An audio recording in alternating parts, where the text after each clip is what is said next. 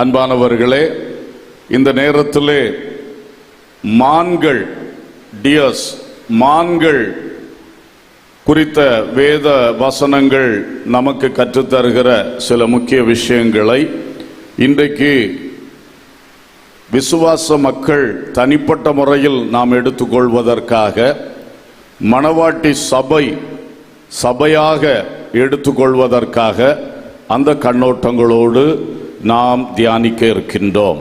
அல்லேலூயா, கர்த்தருக்கு மகிமை உண்டாகட்டும். மான்களை குறித்து வேத புஸ்தகத்தில் அநேக வசனங்களை நாம் படிக்க முடிகிறது. பொதுவாக தமிழ் வேதாகமத்திலே மான்கள், கலைமான்கள், புள்ளிமான்கள், சருகு மான்கள் என்று பல மான்களை குறித்து சொல்லி இருக்கிறதை நாம் பார்க்க முடியும். எபிரேய பதத்திலே முக்கியமாக ஒரு 5 வார்த்தைகள் பயன்படுத்தப்பட்டிருக்கிறது. அந்த வார்த்தைகளின் அடிப்படையில் பார்க்கும் பொழுது அதனுடைய அர்த்தங்கள், பெயர்கள் பலவேளை ஆங்கில வேதாகமங்களில் ரொம்ப வித்தியாசமாக இருக்குது, தமிழில் வித்தியாசமாக இருக்குது. இருந்தாலும் சில முக்கிய விஷயங்களை நமக்கு பிரயோஜனம் உண்டாக இன்றைக்கு தியானிக்க போகிறோம்.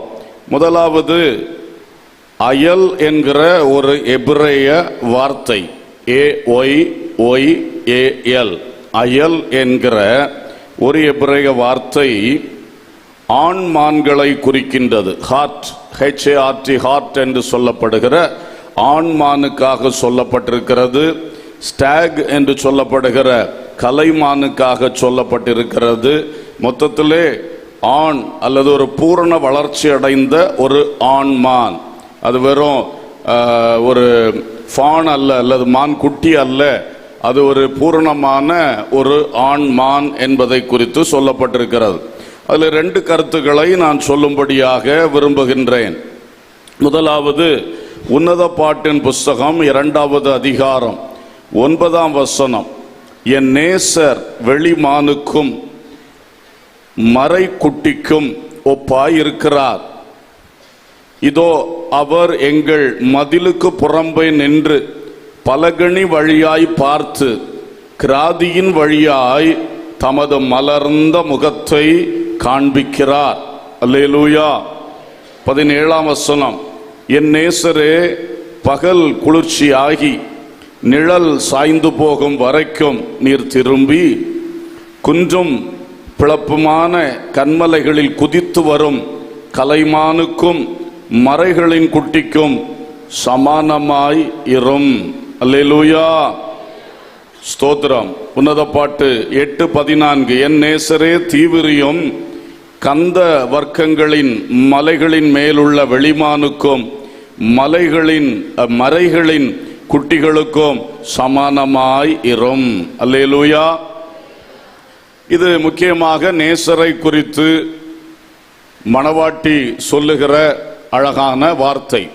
இந்த வசனங்களை நாம் கவனிக்கும் பொழுது, அன்றைக்கு அந்த சூலமித்தியை கவர்ந்த நேசர், அவரை குறித்து அவள் ஒப்பிட்டு பேசும் பொழுது இந்த மானுக்கு சில விதமான மான்களுக்கு ஒப்பிட்டு பேசுகிறதை நாம் பார்க்கிறோம்.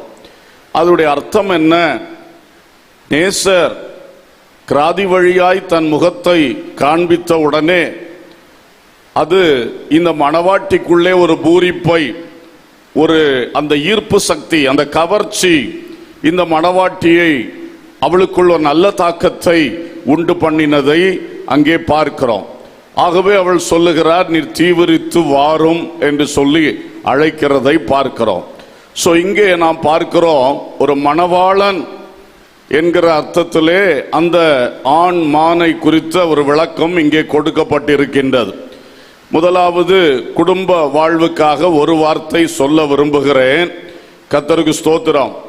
மனைவியரே, உங்கள் வாழ்விலே எப்பொழுதும் உங்களுடைய கண்களை கவருகிறவரும் உங்களுடைய மனதை கவருகிறவருமாக இருக்க வேண்டியவர் உங்கள் கைப்பிடித்த கணவர் மட்டுமே. அல்லேலூயா. இந்த காலங்களில் சோதனைகளும் போராட்டங்களும் ஏற்பட்டு ஒழுக்கக்கேடுகள், குடும்பம் பிரிகின்ற அனுபவங்கள் அதிகமாக இருக்கின்றபடியினாலே இதை வலியுறுத்தி சொல்ல வேண்டிய ஒரு காலகட்டத்தில் நாம் இருந்து கொண்டிருக்கின்றோம். அன்பர்களே, ஒருவனுக்கு ஒருத்தி, ஒருத்திக்கு ஒருவன், இது தேவனுடைய பிரமாணம். தள்ளிவிடுதலை நான் வெறுக்கிறேன் என்று அவர் மிக திட்டவட்டமாய் சொல்லி இருக்கிறார். நீ தள்ளிவிடக் கூடாது, தள்ளிவிடப்பட்டவளை நீ ஏற்றுக்கொள்ளவும் கூடாது என்று சொல்லும் பொழுது, இவ்வளவு ஞானமுள்ள தெய்வம், இவ்வளவு மன உருக்கம் நிறைந்த தெய்வம் இவ்வளவு கடினமாய் பேசியிருக்கிறார் என்று சொல்லும் பொழுது நாம் அதற்கு முக்கியத்துவம் கொடுக்கணும், அதனுடைய அர்த்தத்தை புரிந்து கொள்ள வேண்டும். தேவனுடைய ஒரு பெரிய திட்டமே ஒரு ஆதாமுக்கு ஒரு ஏவாள். அவர்கள் மூலமாய் தேவனுடைய மாபெரும் ரகசியங்களை மனுக்குலத்திற்கு கொண்டு வர வேண்டும் என்பதுதான். அந்த திட்டம் இன்றைக்கும் எல்லா ஆதாம்களுடைய வாழ்க்கைகளிலும் ஏவாள்களுடைய வாழ்க்கையிலும் தொடர்ந்து கொண்டே தான் வருகிறது. உலகத்திலே மனுக்குலம் பெருகி கொண்டு வரலாம், எண்ண முடியாத அளவுக்கு பெருகி இருக்கலாம். ஆனாலும் தேவனுடைய திட்டம் ஒருபொழுதும் சிதைக்கப்படுவதே இல்லை. அல்லேலூயா. ஆகவே நாம் நம்முடைய வாழ்க்கையிலே, கிறிஸ்துவின் சீடர்களாய் வாழுகிறவர்களுடைய வாழ்க்கையிலே கவனம் செலுத்த வேண்டும். மனைவிமார் தங்கள் கணவருக்கு உண்மை உள்ளவர்களாக, தங்கள் கணவனை மட்டுமே தங்கள் உள்ளம் கவர்ந்த நாயகனாக வைத்துக் கொள்வதில் சிந்தையிலே காரியங்கள் சரியாக இருக்க வேண்டும். சிந்தையிலே அது அந்த அடி பரளும் பொழுது அது எப்படியும் ஒரு நாள் செயலிலே, வார்த்தையிலே வெளிப்பட்டு விடுகிறதாக இருக்கிறது. ஆகவே உள்ளாக ஒரு நல்ல ஒரு அந்த உண்மை, உள்ளாக ஒரு சரியான இன்டெகிரிட்டி ஒவ்வொருவருடைய வாழ்விலும் தேவை. ஒருவேளை இளம் மனைவியருக்கு மட்டுமென்று சொல்லிவிட முடியாது. இது வயது வரம்பின்றி இந்த பொல்லாத ஆவி, தாறுமாறின் ஆவி, ஒழுக்கக்கேடுகளை உண்டு பண்ணுகிற ஆவி, குடும்பங்களை பிரிக்கிற ஆவி பல இடங்களில் வேகமாய் மோதி அடித்து கொண்டிருக்கிறது. ஆகவே இந்த குமரி மாவட்டத்திலும் ரொம்ப கவனமாக இருக்க வேண்டும். டைவர்ஸ் எண்ணிக்கை அதிகமாய் கொண்டு போகிறது. வரதட்சணை, டவுரி என்பது அதற்கு ஒரு முக்கிய காரணமாகவும் இருக்கின்றது. ஆகவே தெய்வ மக்களே, இப்படிப்பட்ட தீமைகளில் இருந்து பரிபூர்ணமாக விலகி நின்றே ஆக வேண்டும். அல்லேலூயா. கர்த்தர் நம்மை இந்த உலகத்திற்கு ஒளி கொடுக்கும்படி வெளிச்சங்களாக தெரிந்து கொண்டிருக்கிறார். எந்த வெளிச்சத்தை நாம் உலகத்துக்கு கொடுத்து கொண்டிருக்கிறோம்? நம்முடைய குடும்ப வாழ்க்கை, கணவன் மனைவி உறவில் இருந்து என்ன ஒரு ஒளி மற்றவர்களுக்கு வீசிக்கொண்டிருக்கிறது? அது இயேசுவை வெளிப்படுத்துகிறதா இருக்கிறதா? வசனத்தின் சத்தியத்தை வெளிப்படுத்துகிறதா இருக்கிறதா? அல்லது உலகத்தில் உள்ள தார்மார்கள் இங்கேயும் இருக்கிறது என்று சொல்லி அப்பட்டமாய் காட்டி பரிதாபமான ஒரு சூழ்நிலைக்கு வழிவகுத்து கொண்டிருக்கிறதா? இன்று காலை வேளையிலே பல காரியங்கள்ல நல்லா இருக்கிறீங்க. உங்க ஃபேமிலி லைஃப் எப்படி இருக்கிறது, ஹஸ்பண்ட் ஒய்ஃப் ரிலேஷன்ஷிப் எப்படி இருக்கிறது என்பதை நீங்கள் சிந்தித்து குறைகளை அறிக்கை செய்து இருதயம் திறந்து கர்த்தரிடத்திலே சொல்ல வேண்டியவைகளை எதையும் மறைக்காமல் சொல்லி அவரிடத்திலிருந்து ஒரு கிருபையை, சீர்திருத்தத்தை, ஜெயத்தை கட்டாயம் பெற்றுக்கொள்ள வேண்டும். அல்லேலூயா, ஸ்தோத்திரம். சரி, இரண்டாவதாக நம்ம விசுவாசிகள் என்ற நிலையில் நாம் அனைவர் ஒவ்வொருவரும், அது மட்டுமல்ல, சபை என்பது விசுவாசிகளுடைய கூட்டம், மணவாட்டி, கிறிஸ்துவின் மணவாட்டி. இந்த மணவாட்டிக்கு தனிப்பட்ட முறையில் ஒவ்வொருவருக்கும் சரி, கலெக்டிவாக சர்ச் என்கிறதான காரியத்திலும் சரி, நமக்கு நம்முடைய மணவாளன், ஆத்தும மணவாளனாகிய இயேசு கிறிஸ்து நம்மை கவர்ந்த நாயகராக இருக்க வேண்டும். ஒரு அல்லேலூயா சொல்லுவோம். அல்லேலூயா. இது பேச்சிலும் பாட்டிலும் மட்டுமல்ல, பிரசங்கத்தில் மட்டுமல்ல, இது வாழ்வில் உண்டாக வேண்டும். ஆமென். இதுல ஒரு வெற்றி வந்து விட்டதென்றால் நம்முடைய கிறிஸ்தவ வாழ்வு, பரலோக பயணம் மிகப்பெரிய வெற்றி தான். அல்லேலூயா. அடிப்படைகளில் அடிப்படை, இயேசுவை நான் விரும்புகிறேன், நேசிக்கிறேன். இயேசு என்னை கவர்ந்து இழுத்து கொண்டிருக்கின்றார். அவருடைய அழகு, அந்த பூரணதை, அவருடைய சுபாவத்தின் பூரணதை, அவருடைய செயலின் பூரணதை, அவருடைய வார்த்தைகளின் பூரணதை, அது என்னை கவர்ந்து இழுத்து கொண்டிருக்கிறது. அல்லேலூயா. அவருடைய சுபாவங்களிலெல்லாம் மேன்மையான சுபாவமாகிய அன்பு என்னை மிகவும் காந்தமாய் கவர்ந்து இழுத்து கொண்டிருக்கிறது. இது உள்ளத்திலே சரிபடுத்தப்பட வேண்டும். அல்லேலூயா. வாயில நல்லாவே பேச நம்ம பழகிட்டோம், படிச்சுட்டோம், பல வருஷம் இதைத்தான் பேசுறோம். ஆனா இருதயத்துல எப்படி இருக்கிறது அன்பர்களே?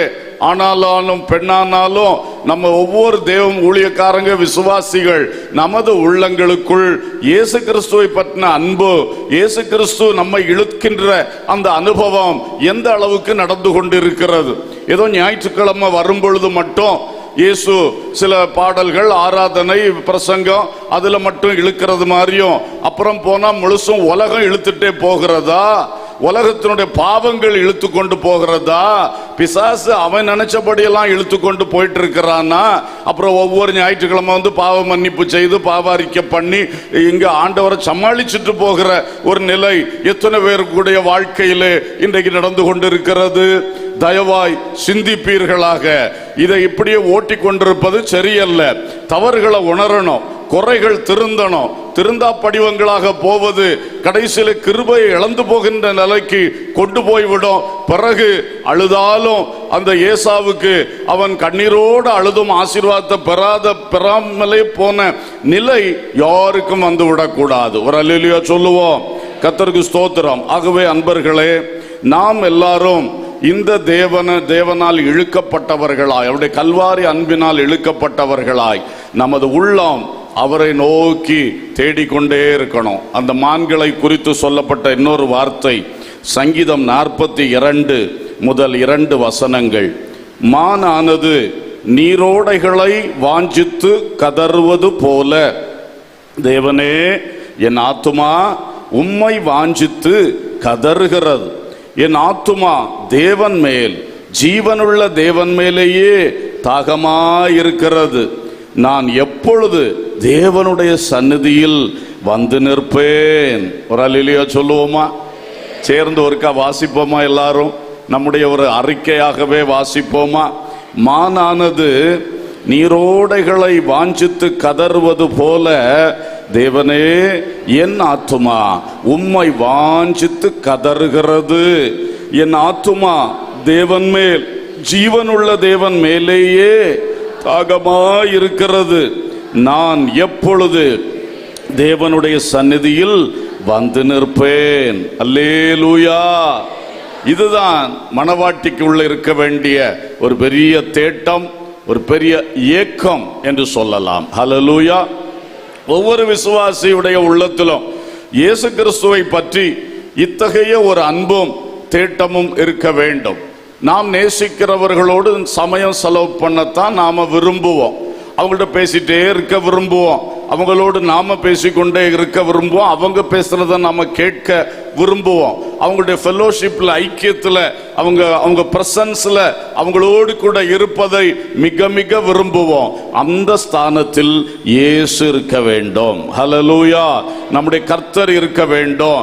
சின்ன பிள்ளைகள் சரி, பெரியவர்களும் சரி, உங்களுடைய அந்த தேட்டம் தேவன் மேலேயே, தேவன் மேலேயே என்று சொல்லும் அந்த ஏகாரம் எப்பொழுதும் நம்மளை அவர் மட்டும்தான் என்கிறத குறிக்கிறது. ஹல்லேலூயா.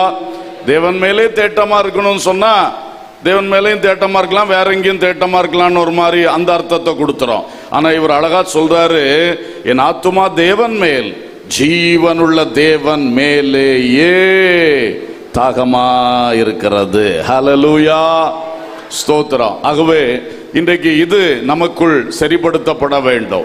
நம்ம ஒவ்வொருடைய உள்ளத்துக்குள் இது சரிப்படுத்தப்படணும். சபையிலே இது சரிப்படுத்தப்பட வேண்டும். சபையில் யார் கவர்ச்சி?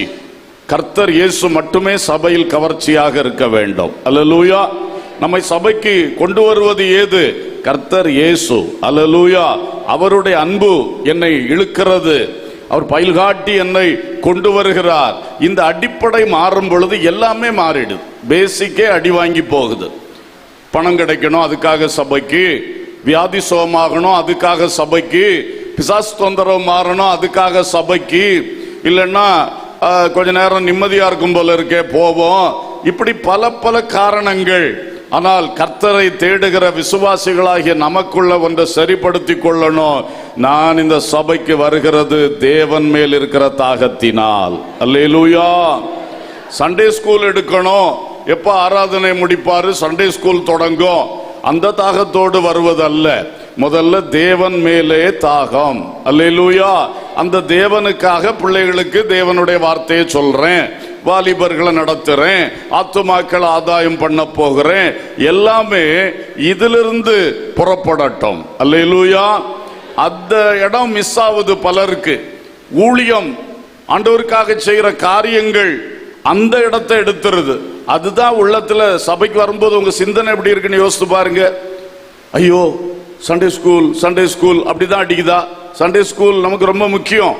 ஆனா சபைக்கு வரும்போது இயேசு இயேசு இயேசு என்று எத்தனை பேருடைய உள்ளம் துடிக்கிறது? அல்லேலூயா. அது இல்லைன்னா இன்னைக்கு சரிப்படுத்துவோம். இல்ல சபைக்கு வந்துட்டா நான் வழக்கமா உட்கார்ற இடம் கிடைக்குமா? வேற யாராவது உட்கார்ந்துருவாங்களா?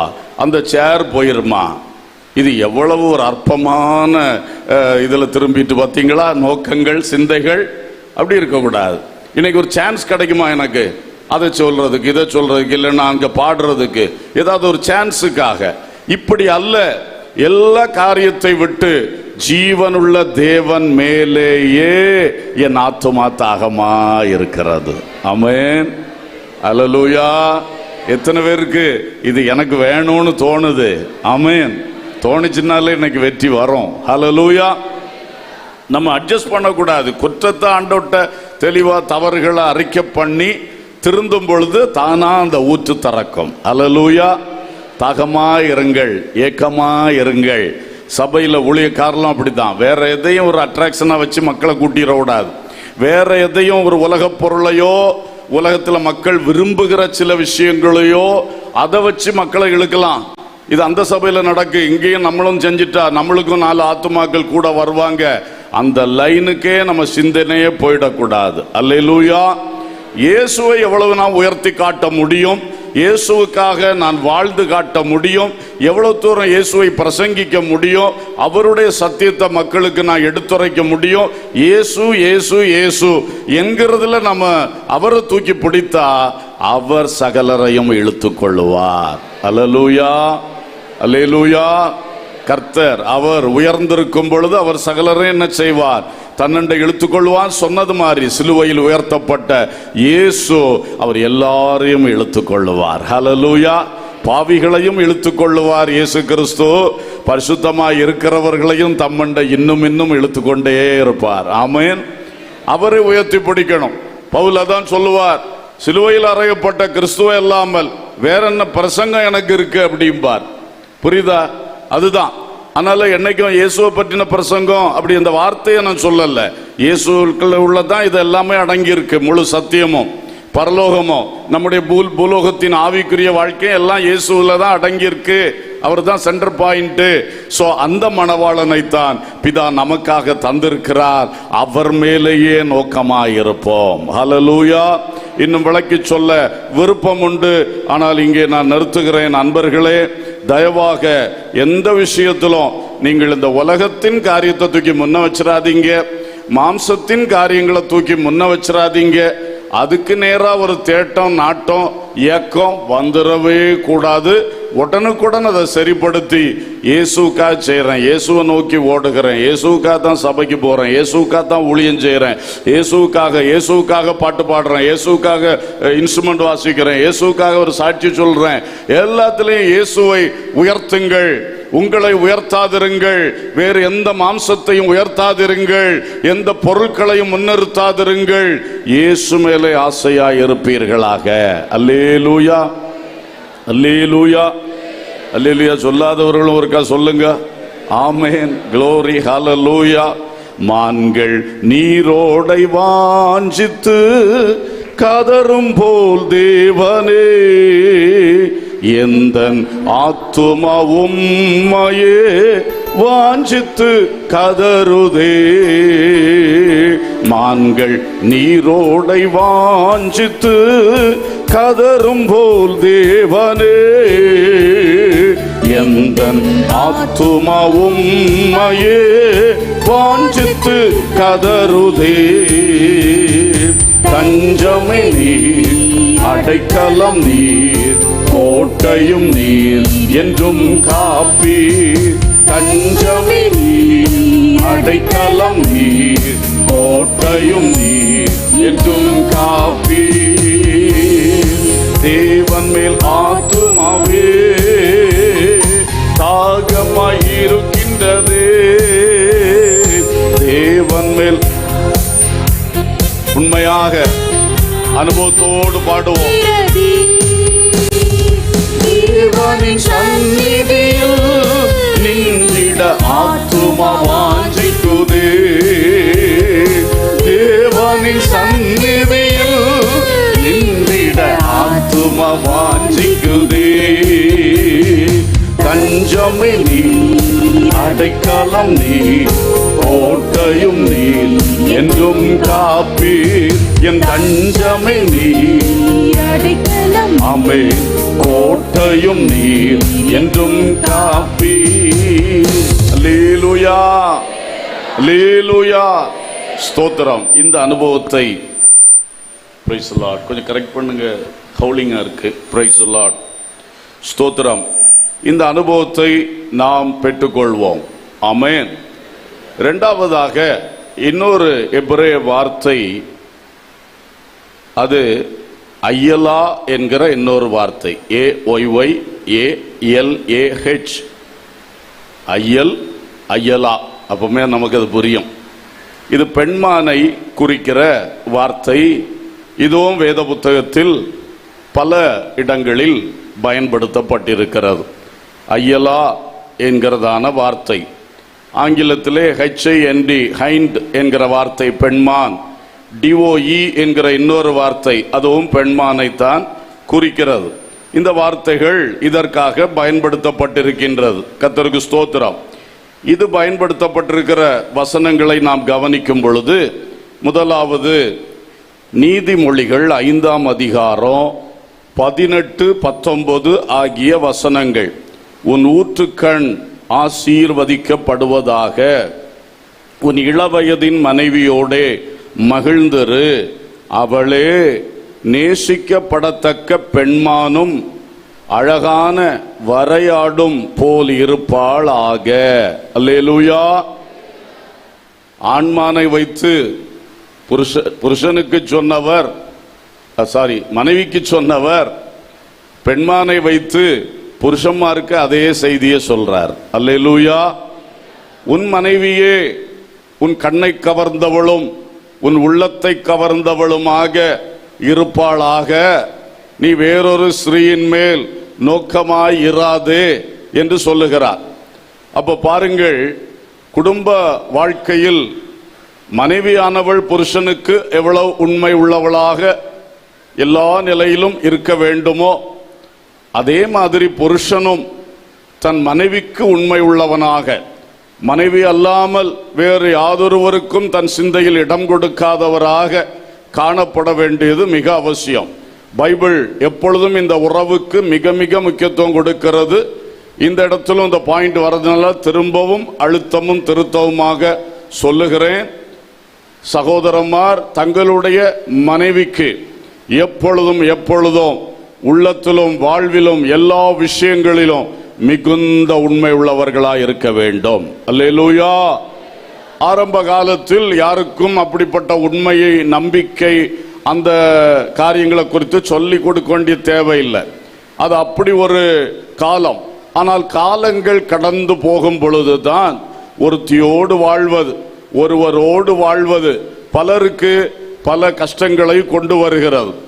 சிலருடைய சுபாவங்கள் காரணம், சிலருக்கு குடும்ப சூழ்நிலைகள் காரணம், பலது இருந்தாலும் பைபிள் இதற்கு அங்குமிங்கும் விலக இடமே கொடுக்கல. நீ கைப்பிடித்த கணவனோடு கடைசி வரை வாழணும், கைப்பிடித்த மனைவியை வைத்து கடைசி வரைக்கும் வாழணும். அதுல அந்த பக்கம் விலகிறதுக்கு இடமே பைபிள் கொடுக்கல. அல்லேலூயா. எனவே அன்பானவர்களே, ரெண்டு பேரும் இந்த விஷயத்திலே மிக மிக உண்மை உள்ளவர்களாய் இருப்பீர்களாக. மான்கள் என்ற வார்த்தையில் வருகிற விளக்கத்தினால் மட்டுமல்ல, இன்று ஆவியானவர் அதை விரும்புகிறதுனால தான் இந்த விளக்கத்தை பேச வைக்கிறார். அல்லேலூயா. அதனால சீரியஸாக ஏதோ இவர் இந்த டாபிக்ல பேசுறதுனால பேசுறார் இல்ல. தேவன் ஒரு காரியத்தை சொல்லுவார் என்று சொன்னால், சொல்ல வைப்பார் என்றால் அதிலே மிகப்பெரிய அர்த்தங்கள் இருக்கும், தேவைகள் இருக்கும். ஹல்லேலூயா. அதனால யாரா இருந்தாலும் சரி, எவ்வளவு பெரிய மதிப்புக்குரிய மனிதர்களாக இருந்தாலும் சரி, குடும்பத்தில் உண்மையாக இருங்கள். அந்த குடும்ப காரியத்தில் உங்கள் உள்ளத்தில் பல வேதனைகள் இருக்கலாம், பல எதிர்பார்ப்பு நஷ்டங்கள் இருக்கலாம், இன்னும் எத்தனை பயங்கரங்கள் எல்லாம் இருக்கிறது ஒவ்வொரு குடும்பத்துக்குள்ளே. அது இந்த உலகம் அப்படிப்பட்ட உலகம்தான். இந்த உலகத்தில் அப்படிப்பட்ட ஒரு குடும்ப வாழ்க்கையை நாம் செய்யும்படி கர்த்தர் நம்மை இணைத்திருக்கிறார்.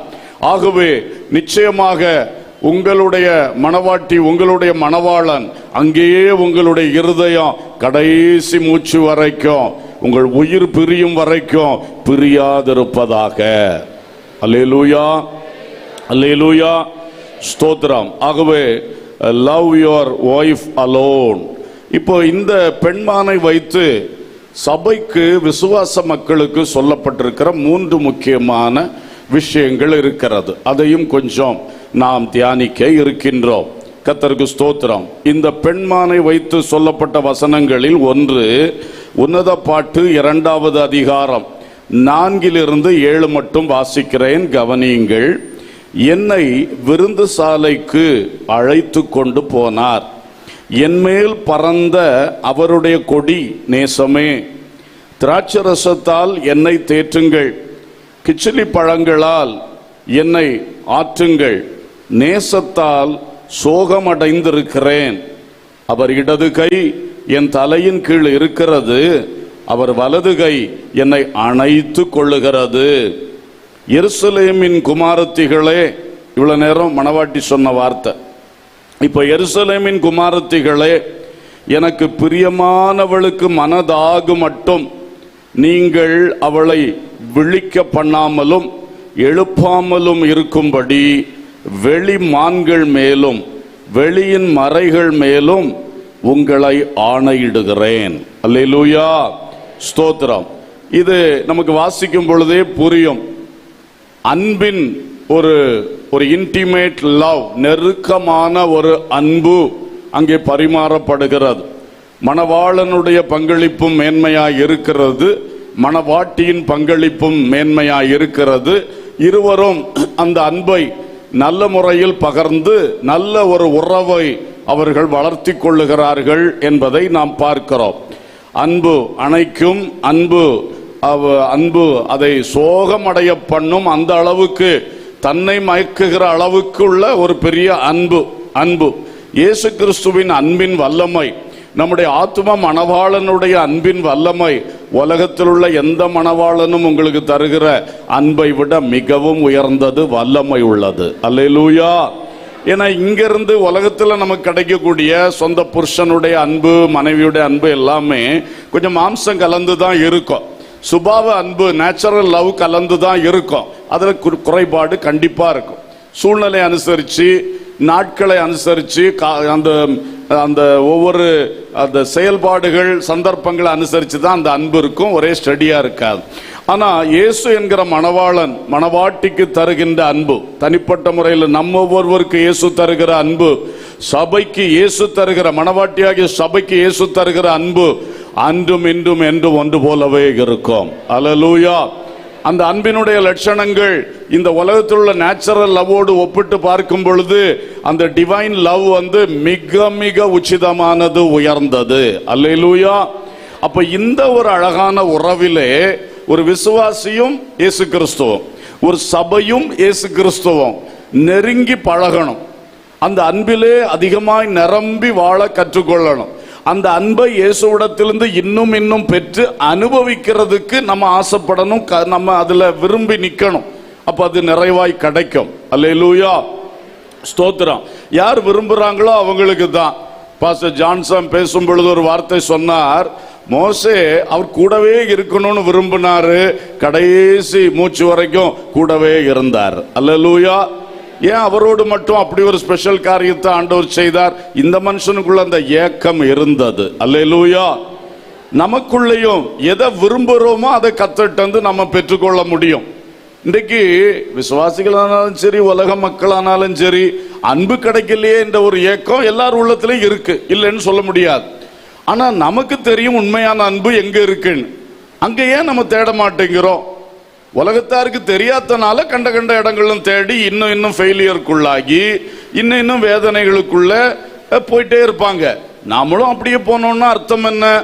நமக்கு ஆண்டவர் இயேசுவின் அன்பு எவ்வளவு களங்கம் இல்லாத அன்பு, எவ்வளவு ஒரு தன்னலம் இல்லாத அன்பு, எவ்வளவு ஒரு தூய்மையான அன்பு, எவ்வளவு பாரபட்சம் இல்லாத அன்பு, எவ்வளவு வார்த்தைகள் அதுக்கு சொன்னாலும் அவ்வளவு சிறப்பான அன்பு அது. ஹல்லேலூயா.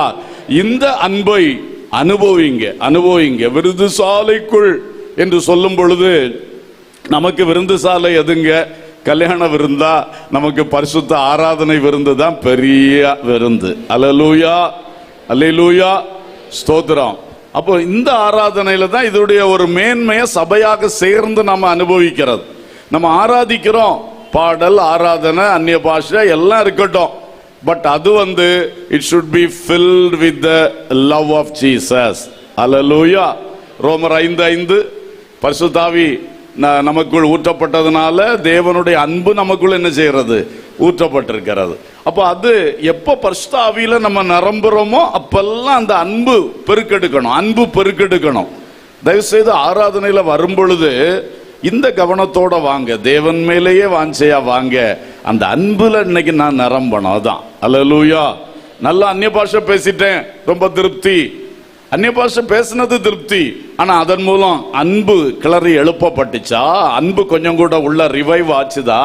அந்த அன்பினுடைய சில கிரியைகள் நமக்குள்ள நம்ம சிந்தனையில ஒரு தாக்கத்தை கொடுத்துச்சா?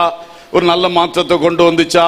நம்முடைய உணர்ச்சிகள்ல கெட்ட உணர்ச்சிகளை கட்டுப்படுத்தி இந்த நல்ல உணர்ச்சிகள் எழும்புறதுக்கு ஒரு கிரியை உண்டாயிட்டா? நம்ம ஆவியில தன்மைகளுக்குள்ள இந்த அன்பினால நிரப்பப்படும் பொழுது என்ன மாற்றம் வந்துச்சு?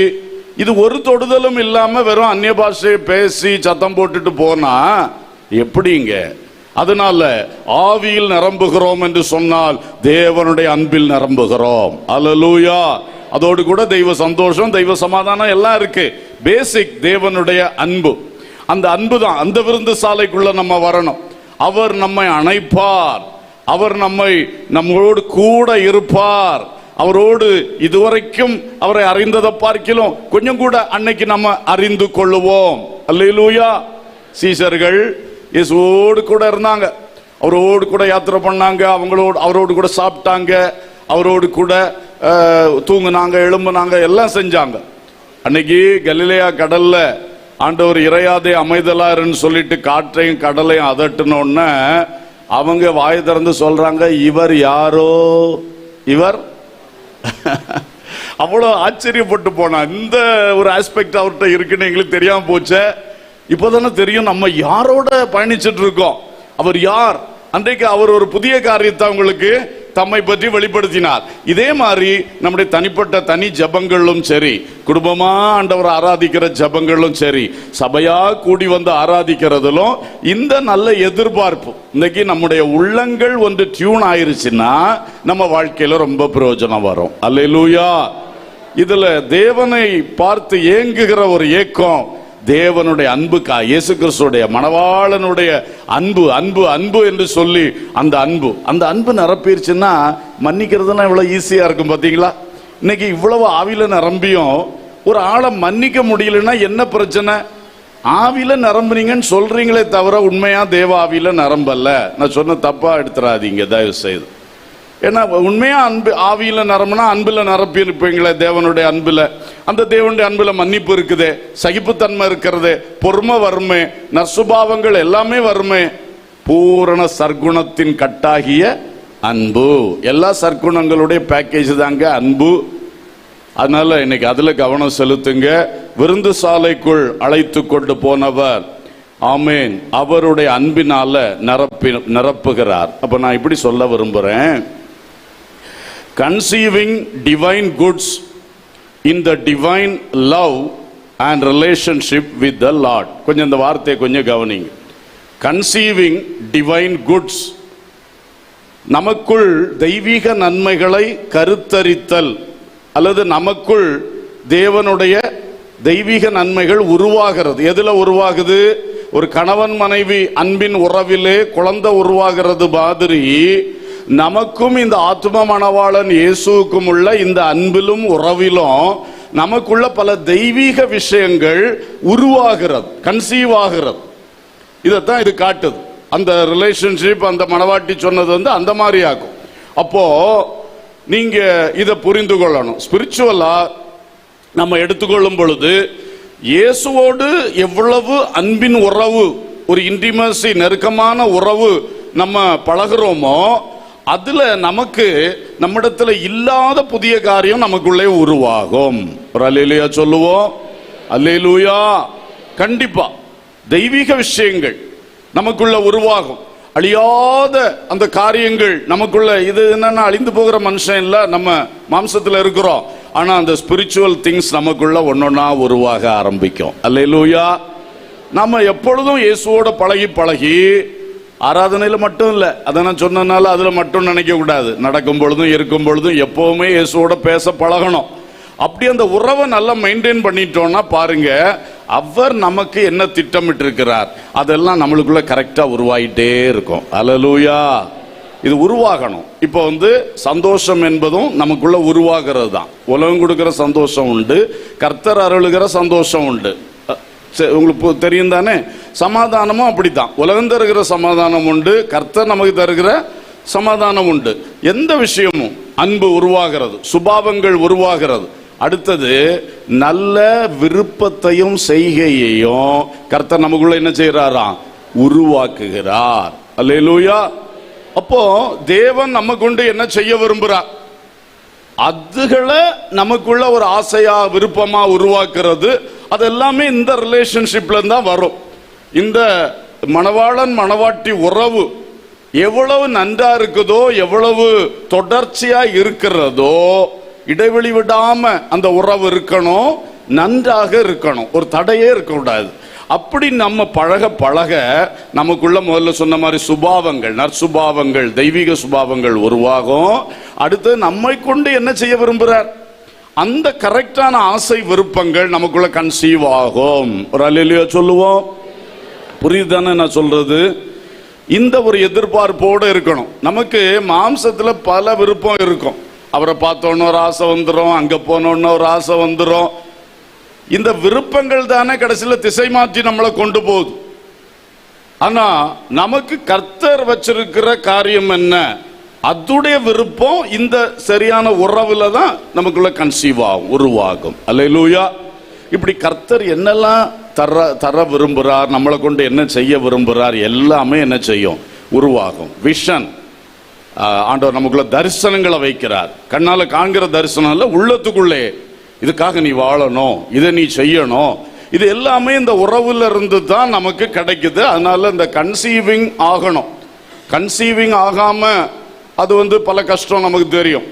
அப்போ கண்டிப்பா ஒரு கணவன் மனைவியானா அடுத்தது புத்திர பாக்கியத்தை எதிர்பார்ப்பாங்க. அதே மாதிரி இயேசு கிறிஸ்துவோட நம்ம பழக பழக அவர்கிட்ட இந்த நற்காரியங்கள் நம்மளுக்குள்ள உருவாகிறத எதிர்பார்க்கணும். ரெண்டாவது விஷயம் பாருங்க, யோபின் புத்தகம் 39 முதல் 3 வசனங்களை வாசிக்கிறேன்.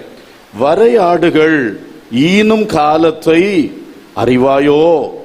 மான்கள் குட்டி போடுகிறதை கவனித்தாயோ? அவைகள் சினைப்பட்டு இருந்து வருகிற மாதங்களை நீ எண்ணி அவைகள் ஈனும் காலத்தை அறிவாயோ? அவைகள் நொந்து குனிந்து தங்கள் குட்டிகளை போட்டு தங்கள் வேதனைகளை நீக்கிவிடும். ஒரு அல்லேலூயா சொல்லுவோம்.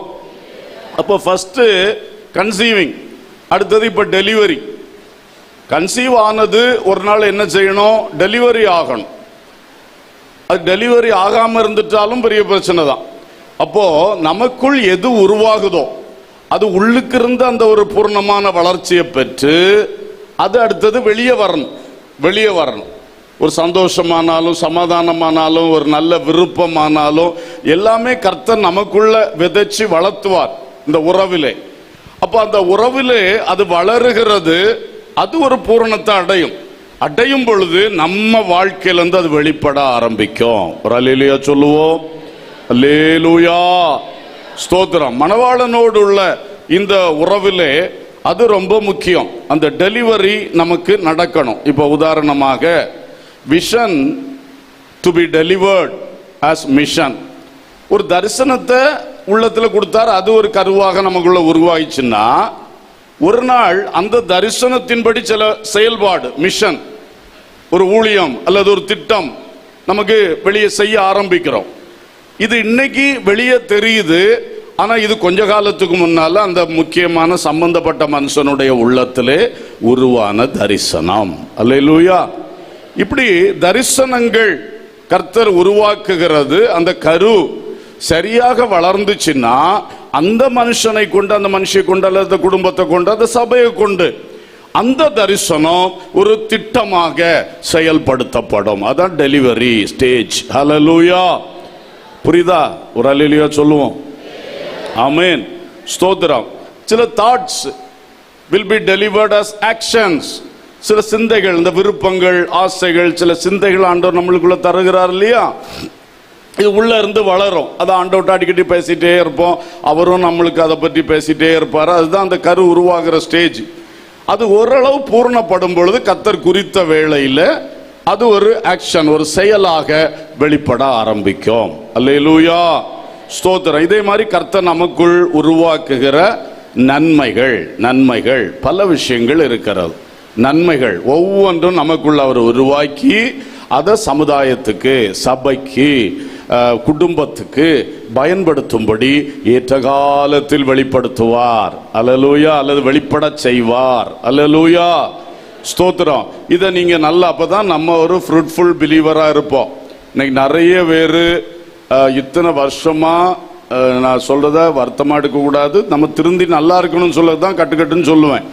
அப்போ நம்ம இத்தனை வருஷம் விசுவாசியா இருக்கிறோமே, நம்ம கிட்ட இருந்து எது வெளிப்பட்டது, எந்த நன்மை வெளிப்பட்டது, நம்ம குடும்பத்துக்கு நம்மளால என்ன கிறிஸ்துக்குள்ளான நன்மை வருது, நித்தியத்துக்கான நன்மை என்னெல்லாம் வருது, நம்ம சபைக்காக என்ன நமக்குள்ள வெளிப்பட்டு கொண்டு இருக்கிறது, நம்ம வாழுகின்ற இந்த சமுதாயம் எவ்வளவு மோசமா போயிட்டு இருக்கு காலம் போக போக. அப்ப ஏன் அதுக்கு நம்மகிட்ட ஒரு நன்மை சரியா வெளிப்பட முடியல? இதையெல்லாம் நம்ம சிந்திச்சு நான் இயேசுவை இன்னும் அதிகமா ஏங்கணும், தேடணும், அதோடு கூட அவருடைய அன்பின் உறவிலே நான் இன்னும் திளைக்க வேண்டும். அதனால் எனக்குள் அவர் உருவாக்குகிறது வெற்றியாக வெளியே வருவதற்கு உதவி செய்வார். அல்லேலூயா. இப்போ இவாஞ்சலிசம், இந்த நற்செய்தி ஊழியம், நிறைய விஷயம் எல்லாமே அப்படித்தான். இதை சில எக்ஸாம்பிள் சொல்றேன். நற்செய்தி ஊழியம் எப்படி வரும்? எனக்குள் ஆத்தும பாரத்தை அவர் உருவாக்கணும். எனக்குள் இந்த சுவிசேஷத்தை பற்றி அறியாத மக்களுக்கு உரைக்கணுமே என்கிறத அவர் உருவாக்கணும். அவர் உருவாக்கினா அது பூர்ணப்பட்டு வெளிப்படும். பாருங்க, அந்த ஆள் நற்செய்தி அறிவிப்பதை யாரால தடுக்க முடியாது.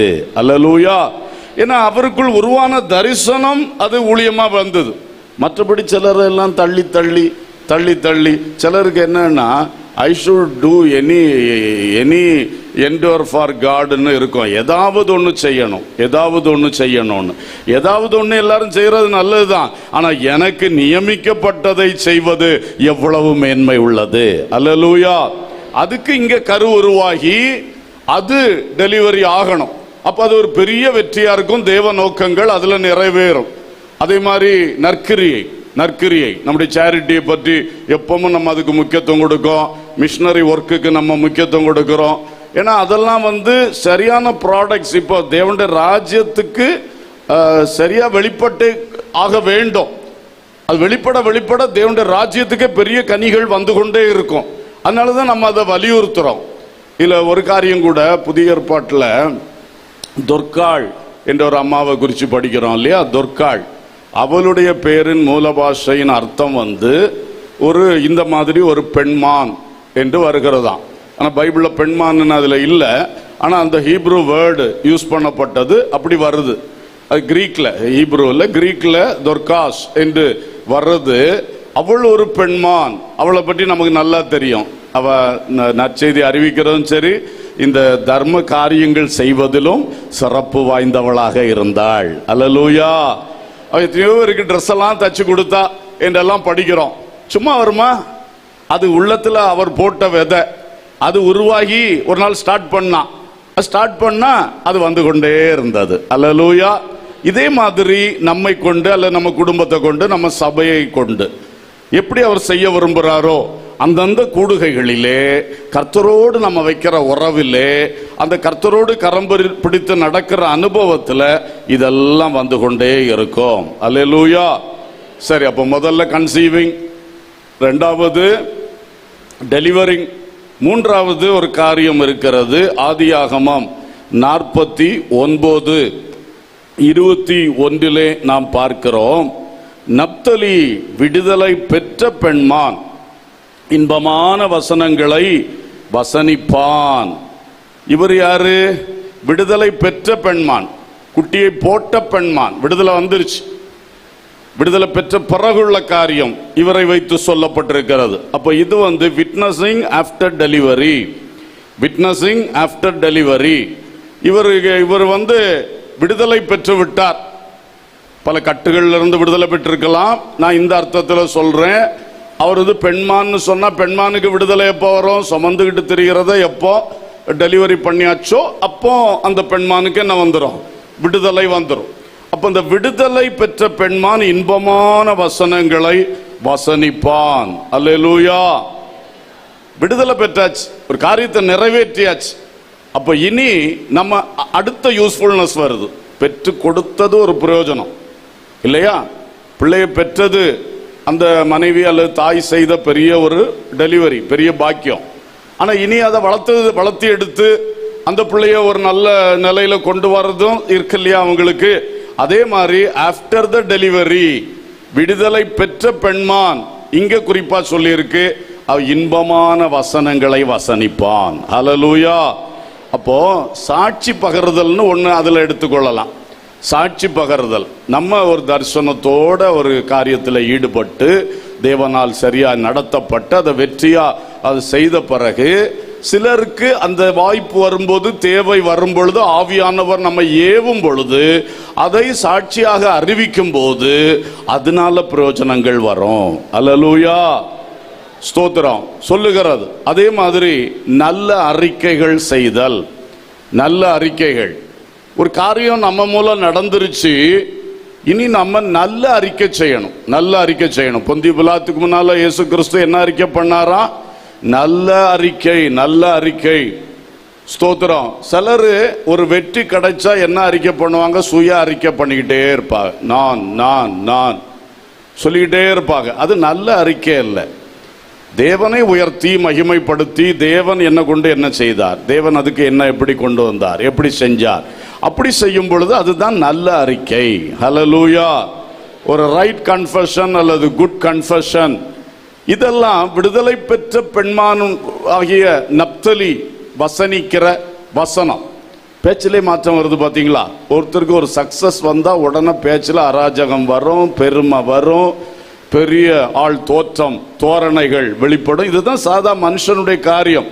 ஆனால் மணவாளனோடு பயணிக்கும் மணவாட்டியே தனிப்பட்ட நமது வாழ்விலும் குடும்பத்திலும் சபையிலும் நம்மை கொண்டு கர்த்தர் செய்கின்ற எந்த காரியத்திலும் நாம ஆண்டவருக்கு சாட்சி பகரணும்.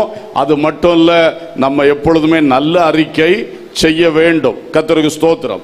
இன்னொன்று, பக்தி விருத்திக்கு ஏதுவாக நமக்கு சில அனுபவங்கள் கிடைக்க வசனத்தை அனுபவத்தோடு சொல்ல சொல்ல கேட்கிற மற்றவங்களுக்கு எடிஃபிகேஷன், பக்தி விருத்தி, தெய்வீகத்தில் வளர்ச்சி கண்டிப்பா உண்டாகும். அதுல தான் இந்த அனுபவங்களை நம்ம இணைக்கணும். அனுபவங்களை சொல்வது சொந்த பிள்ளைக்கு சொல்லி கொடுக்கலாமே. அப்பா இதே மாதிரி பிரச்சனை நமக்கு முந்தின நாட்கள்ல வந்துச்சு, பார்த்துக்க, நம்ம இப்படி ஆண்டவரை தேடணும், ஆண்டவர் நம்மளை இப்படிலாம் நடத்தினாரு, நமக்கு அதுலேருந்து நல்ல விடுதலை வந்துச்சு, இப்போ இந்த காரியம் வந்திருக்கிறதே அதனால தான், பார்த்துக்க, இந்த வீடு கட்டப்பட்டது அந்த மாதிரி ஒரு இதுதான் கர்த்தர் நமக்குள்ள உருவாக்கி இன்னைக்கு டெலிவரி பண்ணி தந்திருக்காரு, நம்ம இந்த வண்டி வாங்கினது அப்படித்தான், பார்த்துக்க, நம்ம எல்லாம் இயேசு கிறிஸ்துவை பின்பற்றி இந்த சபைக்கு போக ஆரம்பித்த சாட்சி உனக்கு தெரியுமா? இப்படியெல்லாம் அந்த அனுபவம் சேர சேர அறிந்த சத்தியத்தை நம்முடைய அனுபவத்தோடு இணைத்து சொல்ல வேண்டியவர்களுக்கு சொல்ல சொல்ல அது நிச்சயம் பக்தி விருத்தியை உண்டாக்கும். அல்லேலூயா, ஸ்தோத்திரம். அதே மாதிரி விசுவாச வர்த்தனைக்கு இது பிரயோஜனமா இருக்கும். பலர் அந்த சந்தர்ப்பங்களில் போகும்போது பயப்படுவாங்க, கஷ்டப்படுவாங்க. அப்ப ஏற்கனவே ஒன்று உருவாக்கி பெற்றெடுத்த நீங்கள் இருக்கிறீர்கள், உங்களுடைய சாட்சியை அந்த ஆளுக்கு சொல்லணும். கடன் பாரத்தில் கிடக்கிறார், நம்மளும் ஒன்றும் இல்லாமல் வட்டி கடன்ல அந்த என்ன ஜப்தி நடவடிக்கைகள்ல கிடந்த குடும்பம், ஆனா இன்னைக்கு தலைநிமிர்ந்து நடக்க கர்த்தர் செஞ்சிருக்கிறார். எப்படி அதற்கான கரு உருவாச்சு, எப்படி அதை நாம் கரெக்டா பெற்றெடுக்க ஆண்டவர் உதவி செய்தார், அதை அந்த மனுஷனுக்கு அந்த குடும்பத்துக்கு சொன்னா அந்த வசனத்தின் சத்தியத்தோடு சேர்ந்த அந்த அனுபவம் சேரும் பொழுது அவங்க விசுவாசிக்கிறதுக்கு அது ஒரு ஏதுவா மாறிடும். ஆமென், ஆமென், அல்லேலூயா. இப்படித்தான் இதெல்லாம் இன்பமான வசனங்களை வசனிக்கிற மனவாட்டியாக நாம் இருக்கணும். அதே மாதிரி பரிசுத்த வாழ்வுக்கு ஏற்றவைகள் வரும், பரலோக வாஞ்சைக்கு மக்களை தூண்டுகிறவைகள் வரும். இப்படி எல்லாமே அந்த கர்த்தர் உருவாக்குற காரியத்தை நம்ம வாழ்க்கையில பெற்று பெற்று பெற்று உலகத்துக்கு மற்றவங்களுக்கு கொடுத்து கொடுத்து வாழ ஆரம்பிச்சா நிறைய சாட்சிகள் வரும். அல்லேலூயா. ஆனா சாட்சி சொல்லணும் ஆசைப்பட்டு ஓடக்கூடாது. அது கேர்ஃபுல்லா இருக்கணும். கர்த்தர் எங்க எதை சொல்ல விரும்புகிறார் அதை மட்டும் செய்தா போதும். அதுல தேவனை மகிமைப்படுத்தி தான் பேசணும். என்னுடைய பெரிய அந்த என்ன சொல்றது விசுவாச கிரியை அப்படி அல்ல. கர்த்தர் எப்படி விசுவாசிக்க வச்சார், எப்படி பழக்கினார், அந்த மாதிரி நம்ம சொல்லணும். அல்லேலூயா, ஸ்தோத்திரம். கர்த்தர் கிருபை செய்வாராக. ஆகவே பெண்மான் என்கிற விஷயத்துல நம்ம முக்கியமா கற்றுக்கொள்ளுகிறது, இயேசுவாகிய மணவாளனோடு தனிப்பட்ட முறையிலும் குடும்பமாகவும் சபையாக நல்ல பழகி நல்ல அவரோட நடந்து அவர் இந்த உலகத்துக்கு நம்ம மூலம் எதை கொடுக்க விரும்புகிறார் அதை நம்ம கரெக்டா உருவாக பெற்று டெலிவரி ஆக்கி கொடுக்கணும். அல்லேலூயா, அல்லேலூயா. கனிமரமாய் செழித்திடவே கர்த்தரே உமது பலம் தாரும். சொல்லுங்க, கனிமரமாய் செழித்திடவே கர்த்தரே உமது பலம் தாரும். கால காலத்தில் பலனை கொடுக்க கண்மணி போல் என்னை காத்திடுமே. கால காலத்தில் கனியை கொடுக்க கண்மணி போல் என்னை காத்திடுமே. கர்த்தனே புது கிருபையை தினம் பொழிந்திடுமே.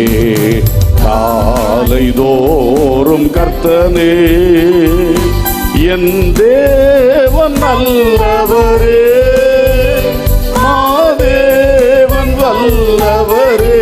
என்னில் உருவாக்கவும் என்னிலிருந்து உலகத்துக்கு நன்மை வெளிப்படுத்தவும் என் தேவன் நல்லவரும் வல்லவருமாய் இருக்கிறார்.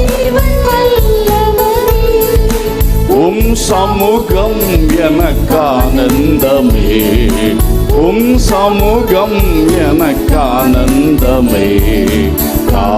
காலைதோறும் காலைதோறும் உங்க சமூகத்தில் சந்தோஷம் வைத்து உங்க உறவிலே என்றைக்கும் திகழ திளைத்திருக்க கிருபை தாரோம்.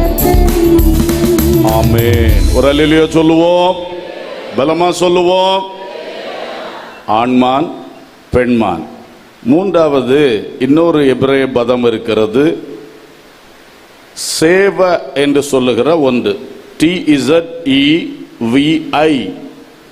ஆனால் அதோடைய ப்ரொனவுன்சிங் சேவி என்றல்லாமல் சேவ என்று இருக்கிறது. அப்போ இதுக்கு இதுவும் ஒரு வித பெண்மான் தான். ஆனால் இது கொஞ்சம் வித்தியாசம். உலகத்தில் பல பல ராஜ்யங்களில் பல பல இடங்களில் பல விதமான மான்கள் இருக்கிறது. இது அப்படி இதில் கொஞ்சம் குறிப்பாக சொல்லியிருக்கு. சில விளக்கங்கள் கொடுத்துருக்காங்க. கெசல், GAZELLE என்று உண்டு. அதுக்கு சிறுமான், நவ்விமான் என்கிற வார்த்தைகள் தமிழில் இருக்கிறது. குறிப்பாக ஆசியா ஆப்பிரிக்கா கண்டத்தில் இவைகள் இருக்கிறதாகவும் ஒரு மணி நேரத்துக்கு 97 கிலோமீட்டர் வேகத்தில் ஓடக்கூடியது என்று சொல்லப்பட்டிருக்கிறது.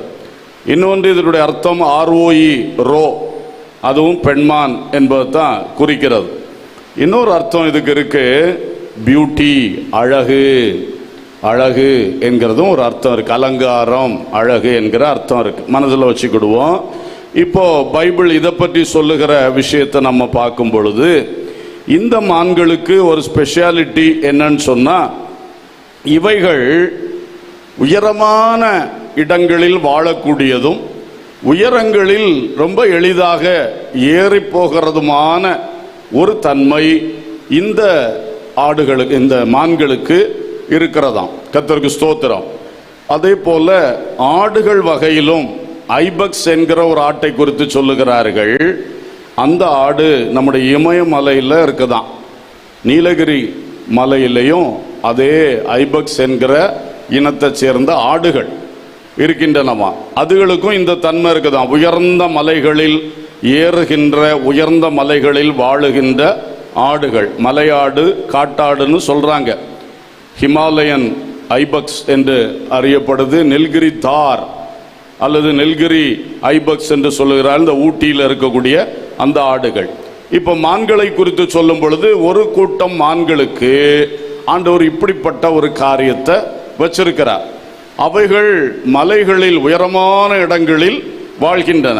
இதை பற்றி வசனங்கள் நமக்கு தெரியும், இருந்தாலும் வாசிக்கிறேன். ஆபகுக் 3ஆம் அதிகாரம் 19வது வசனம். ஆண்டவராகிய கர்த்தர் என் பலன், அவர் என் கால்களை மான் கால்களை போல் ஆக்கி உயரமான ஸ்தலங்களில் என்னை நடக்க பண்ணுவார். அல்லேலூயா, ஸ்தோத்திரம். உயரமான ஸ்தலங்களில் என்னை நடக்க பண்ணுவார். சங்கீதம் 18:33 மற்றும் 2 சாமுவேல் 22:34 ஒரே வசனம்தான். அவர் என் கால்களை மான்களுடைய கால்களை போல் ஆக்கி என்னுடைய உயர்த்தலங்களில் என்னை நிறுத்துகிறார். அல்லேலூயா. 2 விஷயங்கள். ஆபகு சொல்லுகிறார், என் கால்களை மான் கால்களை போலாக்கிட்டு உயரமான ஸ்தலங்களில் என்ன நடக்க பண்றார். நான் ரொம்ப உயரமான ஸ்தலங்கள்ல நடக்க ஆண்டவர் பண்றார். தாவீது சொல்றாரு, என் கால்களை மான் கால்களை போலாக்கி என்னுடைய உயர்ஸ்தலத்திலே, எனக்கென்று அவர் நியமித்த உயர்ஸ்தலத்தில் அந்த காலை கொண்டு நிறுத்துகிறார், என்னை கொண்டு நிறுத்துகிறார். அல்லேலூயா. 2 அழகான விஷயங்கள் இதுல இருக்கிறத நம்ம பார்க்கிறோம். என் உயர்ஸ்தலத்தில் என்னை நிறுத்துகிறான்னு சொல்லும்போது பர்சனல் லைஃப், தனிப்பட்ட என்னுடைய வாழ்க்கையில் எனக்கு சில உயர்ஸ்தலங்களை வச்சிருக்கிறார். உலகத்தார் அதை சிகரங்கள் என்று பொதுவாக சொல்லுவாங்க. நீங்க ஒரு படிப்புல வெற்றி பெற்றுட்டா இவன் ஒரு சிகரத்தை எட்டிட்டான் படிப்புல, அல்லது ஒரு ப்ராஜெக்ட்ல வெற்றி பெற்றுட்டா இவன் ஒரு பெரிய பீக்ல வந்துட்டான் அப்படி சொல்லுவாங்க. நிறைய விஷயம் தொழிலில் அவர் செஞ்சு செஞ்சு செஞ்சு ஒரு கட்டத்தில் ரொம்ப உயர்ந்து வந்துட்டார்னா இவர் சிகரத்தில் கால் மிதிச்சிட்டார், உயர்ந்து வந்துட்டார். இதெல்லாம் அவரவருக்கு கர்த்தர் வைத்திருக்கிற உயர்ஸ்தலங்கள். அதிலே கர்த்தர் உங்கள் கால்களை கொண்டு நிறுத்துகிறவராய் இருக்கிறார். ஆமென், அல்லேலூயா, ஸ்தோத்திரம். ஏனென்றால் அப்படிப்பட்ட சந்ததி தான் நாம். கிறிஸ்துவுக்குள் வாழ்கின்ற மக்கள் வாலாகாமல் தலையாகிற சந்ததி. அல்லேலூயா. கீழாகாமல் மேலாகிற சந்ததி. படிக்கிற பிள்ளைகள் தொடங்கி பணி செய்கிற மக்கள் தொடங்கி எல்லாரும் எல்லாவற்றிலும் நமக்கு எந்த உயர்ஸ்தலத்தை வச்சிருக்காரோ அதை நம்ம பெற்றுக்கொள்ளணும். உலகத்தாரே பெற்றுக்கொள்றாங்கன்னா தேவனுடைய மக்களுக்கு அதை பெற்றுக்கொள்வது ரொம்ப ரொம்ப ஈஸி. ஹல்லேலூயா. கர்த்தர் யோசேப்போடு இருந்தார், அவனுக்கு வச்ச சிகரங்களை அவன் அடைந்தான். ஹல்லேலூயா. கர்த்தர் தானியேலோட இருந்தார், அவனுக்கு வச்சிருந்த சிகரத்தை அவன் என்ன செஞ்சான்? அடைந்தான். இதே தாவீது, கர்த்தர் அவனோடு இருந்தார். கடுமுரடான மலையில் ஏறுற வாழ்க்கை தான் அவனுக்கு இருந்துச்சு. ஆனா அவனையும் கொண்டு அவனுக்கு நியமித்த உயர்ஸ்தலத்திலே கர்த்தர் கொண்டு நிறுத்தினார். அல்லேலூயா. ஆகவே இன்றைக்கு ஒவ்வொருவருக்கும் அந்த எதிர்பார்ப்பு வேணும். ஏதோ வாழ்றேன் ஓட்டிட்டு போறேன் என்று நினைச்சா அது நமக்கான சிந்தனை அல்ல. அல்லேலூயா. நம்ம சில காரியங்களை கர்த்தர் நமக்கு வச்சிருக்கிறார், இல்லாததுக்கு முயற்சி பண்ணதுக்கு சொல்லல. கர்த்தர் வச்சிருக்கிறத நாம் பெற்றுக்கொண்டே ஆக வேண்டும். ஹல்லேலூயா. அது வாய்க்கும். காரிய சித்தி கர்த்தரிடத்தில் இருக்கிறது. ஜெயமோ கர்த்தரால் வரும். கண்டிப்பாக அது வாய்க்கும். என் உயர்ஸ்தலத்தில் என்ன நிறுத்துகிறார். அடுத்தது, உயரமான ஸ்தலங்களில் என்னை நடக்க செய்வார். ஆமென். பூமியின் உயர்ந்த ஸ்தானங்களில் பலரோடு, பெரிய மக்களோடு, மேன்மக்களோடு, ராஜாக்களோடு, உயர்வான இடங்கள்ல நம்ம எதிர்பார்த்திருக்கவே மாட்டோம், அங்க நம்மளை நடக்க வைப்பார். அல்லேலூயா. தானியேல் எதிர்பார்த்திருப்பாரா? இவ்வளவு சக்கரவர்த்திகளுக்கு ஆலோசனை சொல்ற இடத்துல ஒரு உயரமான இடத்துல நான் நடப்பேன்னு அவர் ஆண்டவர் அப்படி செய்ய வச்சார். அல்லேலூயா. யோசேப்பு ஆடு மேய்க்க கூட சரியா தெரியுமான்னு எனக்கு சந்தேகம். ஏன்னா செல்ல பிள்ளை இல்ல.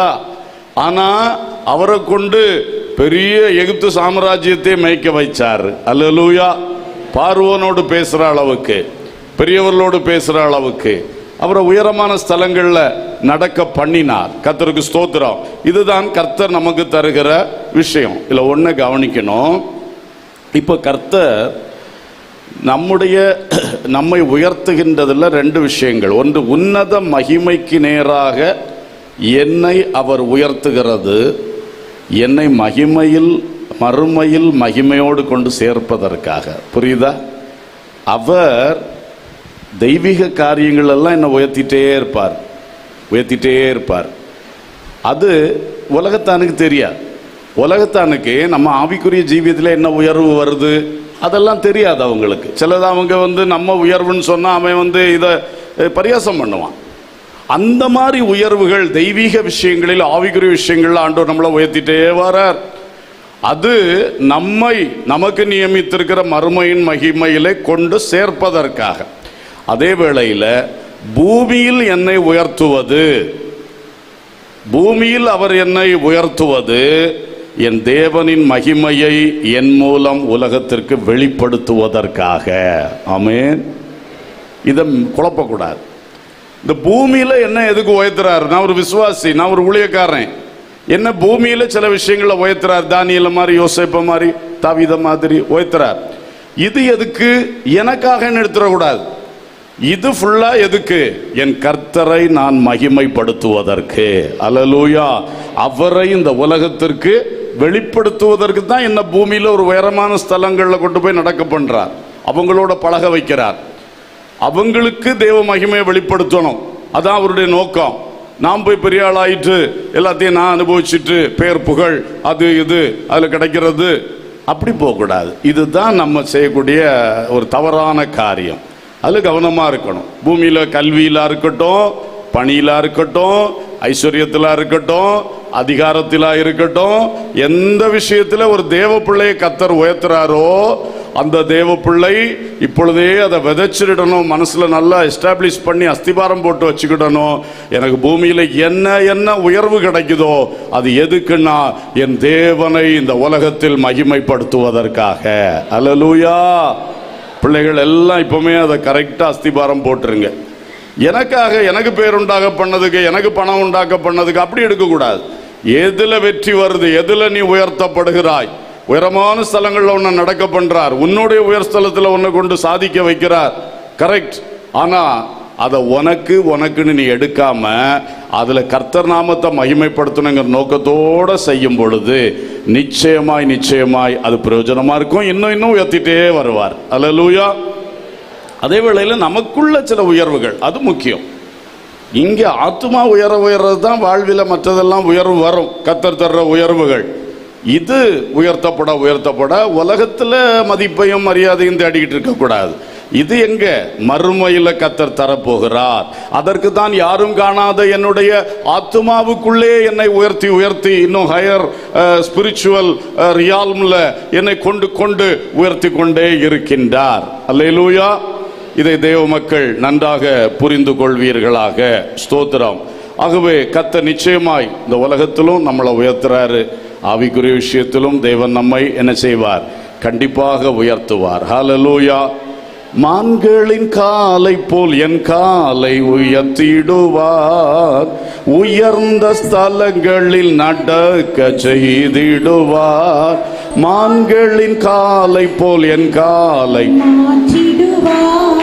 உயர்ந்த ஸ்தலங்களில் நடக்க செய்திடுவார். மகிழ்ந்திடுவேன் நான் கர்த்தருக்குள், களி கூறுவேன் என் தேவனுக்குள், ரட்சிப்பின் தேவனுக்குள். ஆமென். அல்லேலூயா. ஆமென். அல்லேலூயா. ஆமென். அல்லேலூயா. ஆமென். அல்லேலூயா. அல்லேலூயா. இந்த ரெண்டு உயர்வுகளையும் பெற்றுக்கொள்ள நாம் ஆசைப்படணும். கர்த்தருடைய நடத்துதலோடு இந்த பாதையில் ஏறிக்கொண்டே இருக்க வேண்டும். அல்லேலூயா. உலகத்திலே உள்ள உயர்வுகளை சொன்னேன். அதே மாதிரி தெய்வீகத்திலே உள்ள உயர்வுகள் நமக்கு ரொம்ப ரொம்ப முக்கியம். ஏன்னா முதலாவது தேவனுடைய ராஜ்யத்தையும் அப்படி நீதியும் தேடுங்கள், அப்பொழுது இவைகளெல்லாம் உங்களுக்கு கூட கொடுக்கப்படும். அதனால சின்ன பிள்ளையா இருக்கும் போதே, வாலிபங்களா இருக்கும் போதே நீங்க இப்பவுமே இதை பிராக்டிஸ் பண்ணுங்க. எங்க அப்பா அம்மாவை போல ஆன பிறகு செய்வேன்னா அதெல்லாம் காலம் கடந்து போகும். இப்பவுமே ஆண்டவர் சபைக்குள்ள வச்சு வளர்த்தி கொண்டு வர்றார். நீ அடுத்த தலைமுறை, இனி வரக்கூடிய சந்ததி இதை விட மகிமையான சந்ததியா எழும்பி கொண்டிருக்க வேண்டும் என்பது தேவனுடைய திட்டம். அதனால அந்த மேன்மைகளை நினைக்கணும். உன்னதமானுடைய மறைவில் இருக்கிறவன் சர்வர்களுடைய நிழலில் தங்குவான். அதுதான் இப்போ நமக்கு ஆண்டவர் தர்ற இந்த உயர்ந்த ஆவிக்குரிய உயர்வு. உன்னதமானுடைய மறைவுக்குள்ள இருக்கணும். இந்த secret chamber of the most high, அந்த மகிமையான எல்லாருக்கும் உயர்ந்தவராக இருக்கிற அவருடைய பர்சனல் சேம்பருக்குள்ள போறவங்களா இருக்கணும். அதான் அதிகாலை தனி ஜெபம். அதுல டெய்லி பிள்ளைகளே, வாலிபர்களே, பெரியவர்களே எல்லாரும் தனிமையில பிரவேசிக்கணும். அந்த உன்னதமானுடைய மறைவுக்குள்ள போகணும். இந்த மறைவுக்குள்ள போறவங்களுக்கு சர்வ வல்லவருடைய நிழல் போடப்பட்டு விடும். அல்லேலூயா. உன்னை எதுவுமே சேதப்படுத்த முடியாது. அவர் ஷேடோ போட்டுருவார். அவருடைய கிருபை என்கிற ஷேடோ போட்டுருவார். அதை தொலைச்சிட்டு ஒன்னும் உன்னை அட்டாக் பண்ணவே முடியாது. அல்லேலூயா. அப்போ இந்த தெய்வீக உயர்வுக்கு, ஆவிக்குரிய மேன்மைகளுக்கு, உன்னதமானுடைய மறைவு, personal relationship with God, entering is personal chamber in personal prayer, இதை எல்லாரும் ஆசைப்படுங்க. அது ஆண்டவர் உங்களை உயர்த்துறதுக்கு ஏதுவா இருக்கும். அது மட்டும் இல்ல, கிறிஸ்து தேவனுடைய வலது பார்சத்தில் இருக்கிற இடத்தில் உள்ள மேலானவைகளை என்ன பண்ணுங்க?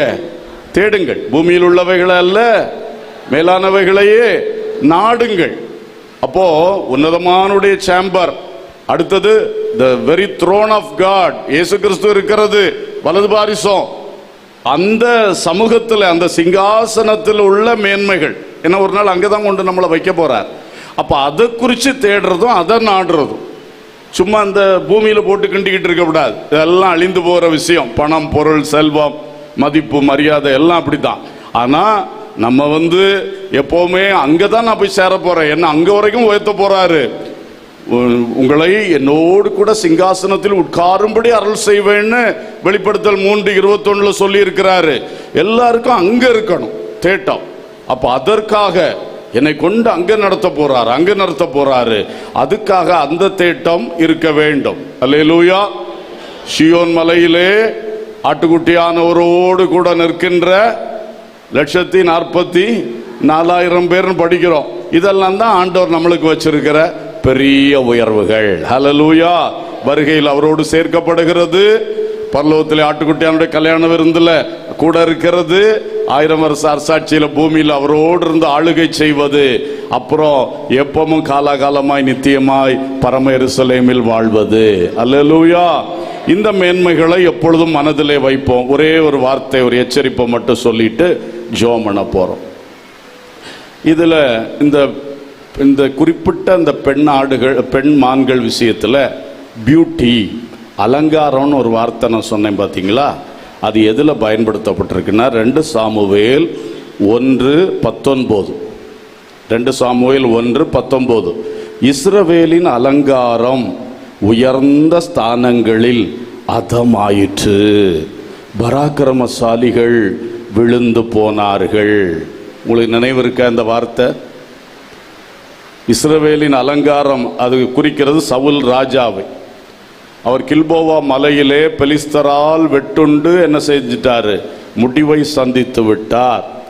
இஸ்ரவேலின் அலங்காரம் உயர்ந்து போனதுல கடைசியில் ஸ்லிப்பாகி சத்துருகையிலே விழுந்து தன்னுடைய எல்லா மேன்மையும் இழந்து பரிதாபத்துக்குரியதா போயிருச்சே.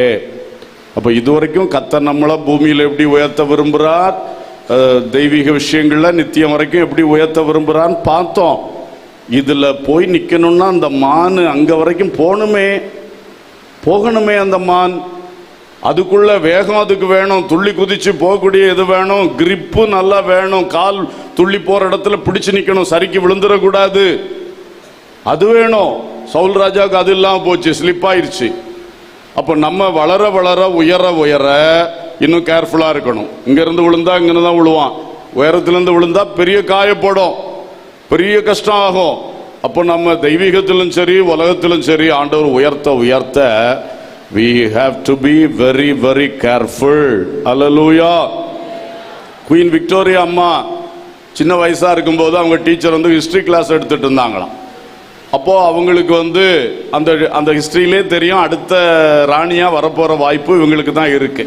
இப்போ அவ ஸ்டூடெண்டா இருக்காப்ல. ஆனா அதை சொல்லி கொடுத்த உடனே எல்லாருக்குமே புரிஞ்சிட்டு இவங்க தான் அந்த சரித்திரத்தின்படி அடுத்தது மகாராணியா வர போறாங்க. அப்போ அந்த டீச்சர் நிறுத்திட்டு கேட்டாங்களா, அப்படி வரப்போறல்ல, இப்போ நீ என்ன பண்ண போற அப்ப அந்த அம்மா டக்குன்னு ஒரு வார்த்தை சொன்னாங்களாம், I have to be very careful. I have to be very கேர்ஃபுல்ன்றா ரொம்ப கவனமா இருக்கணும். ஹல்லேலூயா. எவ்வளவு அழகான வார்த்தை. உன்னை கர்த்தர் உயர்த்த போறார், உன்னை கர்த்தர் உலகத்தில் உயர்த்த போறார், உன்னத காரியங்கள்ல உயர்த்த போறார். அப்படி என்ன செய்ய போற என்று சொன்னா, ஐ have to be very careful. நான் மிக கவனமாக இந்த பாதையிலே ஏற வேண்டும். ஹல்லேலூயா, ஸ்தோத்திரம். கர்த்தர் அதுக்கு தான் சொல்றாரு, மான் கால்களை போலாக்கி. இந்த காலை வச்சுட்டு ஏற முடியாது. அப்போ அந்த காலு மான் கால்கள் அதுக்குன்னே டிசைன் பண்ணப்பட்டிருக்கிறது, அதுக்குன்னே டிசைன் பண்ணப்பட்டிருக்கிறது. அதுல பாருங்க, சருகு மான்னு ஒன்று இருக்கு. உபாகமம் 14:5 அந்த சுத்தமான மிருகங்கள் பட்டியலில் இருக்கு சருகுமான். அதுக்கு மற்ற மான்களை விட அந்த ஹூவ்ஸ் இருக்க, குழம்புகள் அல்லது ஷூ மாதிரி இருக்குமே, அதுக்கு அது ரொம்ப ஷார்ப்பா இருக்குமா, சின்னதா இருக்குமா.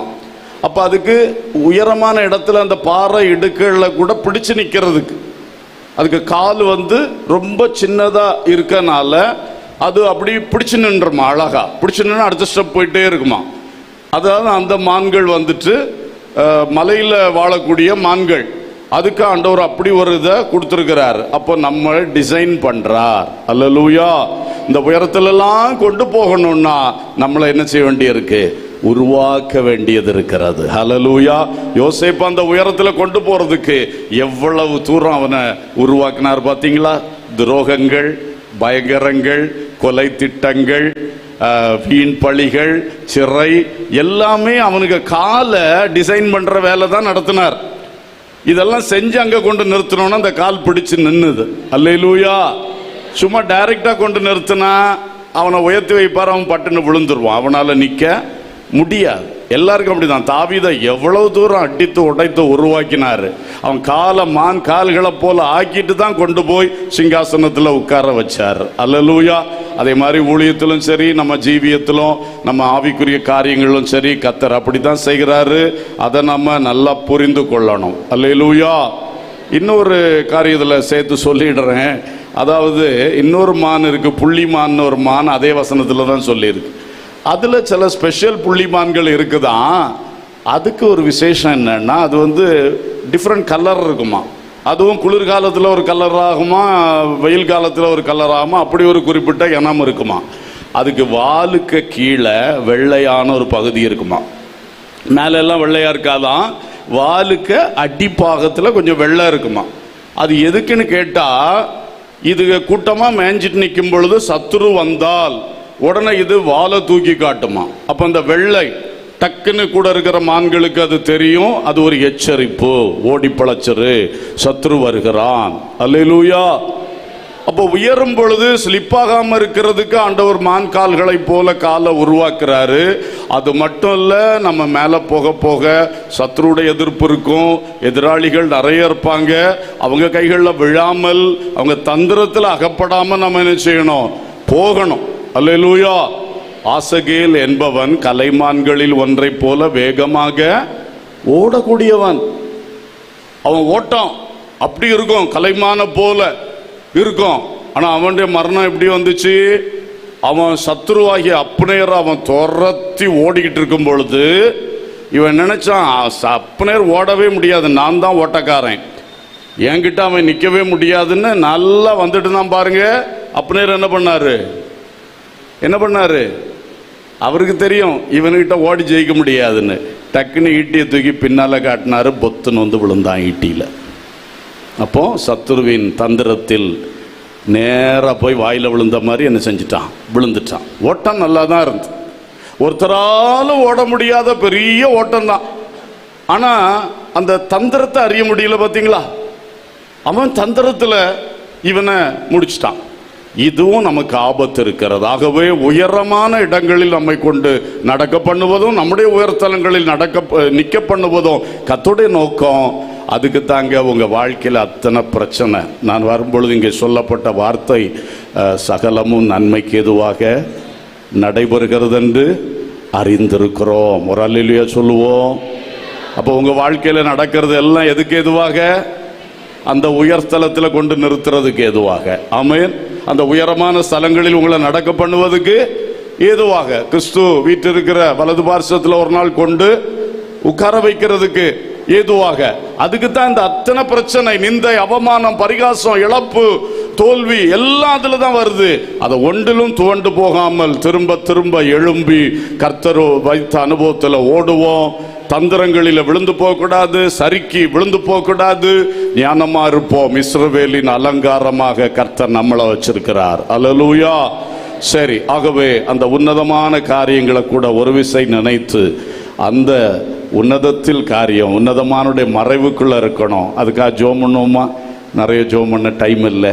அதனால கடைசியில் நான் மேன்மையாக சொன்ன அந்த விஷயங்களுக்காக எல்லாரும் கொஞ்சம் கண்களை மூடி ஜோம் பண்ணலாமா?